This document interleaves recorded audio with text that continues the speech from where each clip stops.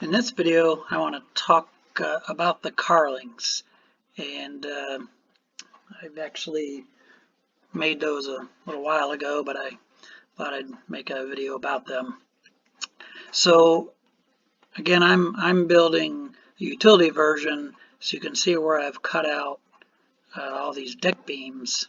If it's not a utility version, there are still carlings, but there's actually kind of two sets of them, one for the front cockpit and a set for the rear. But since I'm doing the utility, the carlings, I basically have one set. And so carlings, what they are is really the boards that are not shown here yet. I'll show you those in a minute. That attach to these members, and it basically provides a frame, sort of a outline of the cockpit itself. So here you can see on the port side where I've got a rough board in here, and what I'm going to do is go through these still pictures, and then I'll do a live video showing the finished carlings. So what I did when I made these is the boards, like when you go along the top edge of these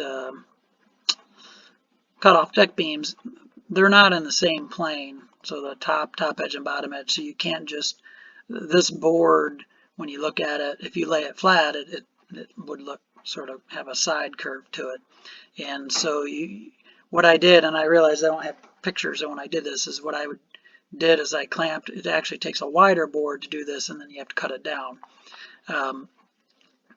And so similar to when you actually do spiling, if you do spiling on outer planking, it's the same kind of a thing. So what I did is I manually clamped this board, which used to be wider, so this bottom edge would run lower, and same with the top edge on the ends. It ran wider, and then it came down, and then ran wide again, I think is how it did it, how it went. So I clamped it on there, and then I made rough marks with a pencil where to rough cut, and you can see, I mean, it's just pretty rough. I have not done any fairing on this at all. I just did a rough cut with my saw because I wasn't concerned. I don't need a clean edge there yet because I'm just going to fair that down.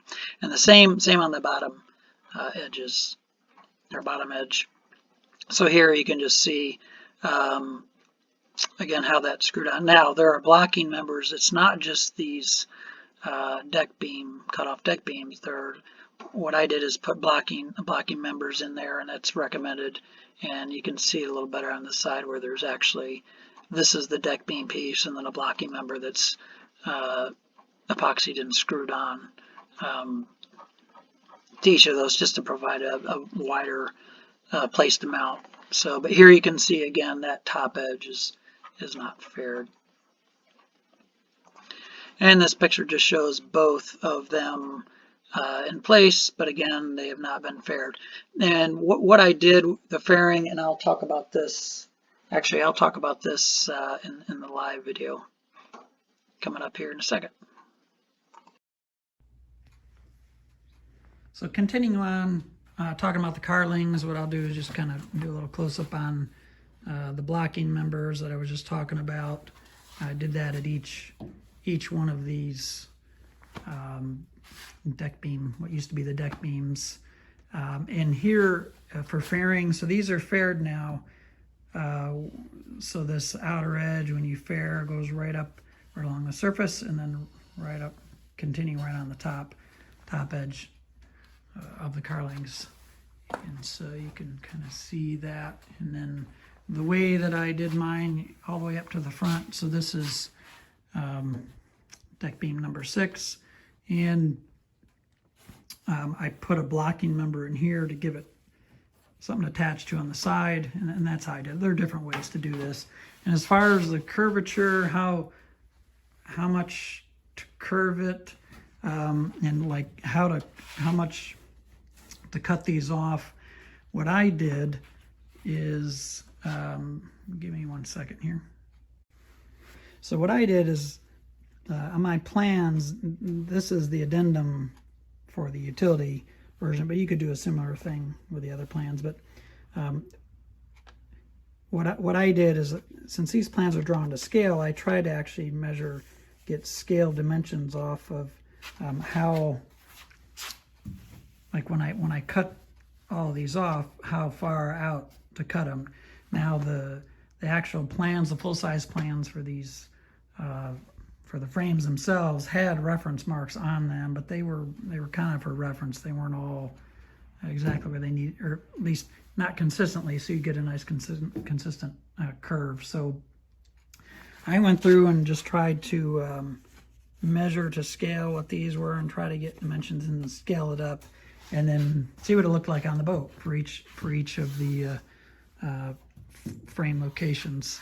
And for the most part, it actually worked pretty well.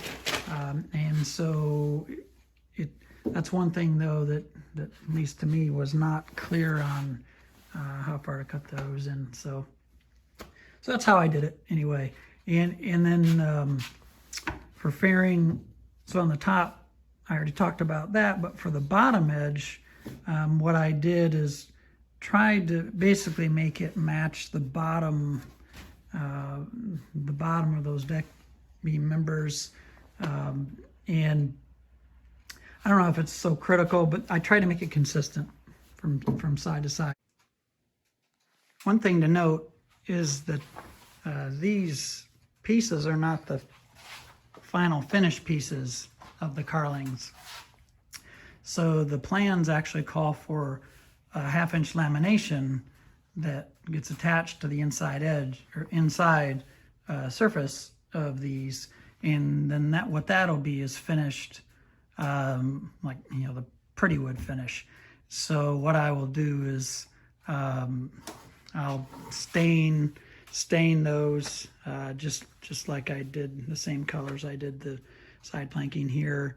Stain and seal, and then eventually varnish, just like I'll eventually do with the final planking on the sides and the transom.